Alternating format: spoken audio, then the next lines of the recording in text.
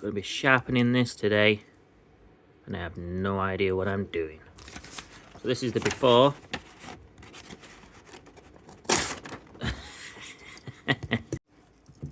And this is what I'm going to be using. So I've been looking at a lot of reviews of this, and they say just use this side. Don't even have to use the polishing compound. So we'll try that first.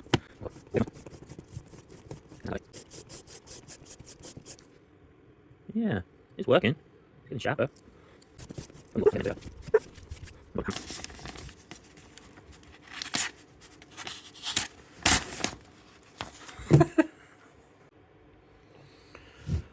Okay, I've had another sharpen. As you can see here, me and knives do not mix. There you go, that's better, isn't it? Look at my hairy goblet hands. Well, there you go. Yeah, not bad.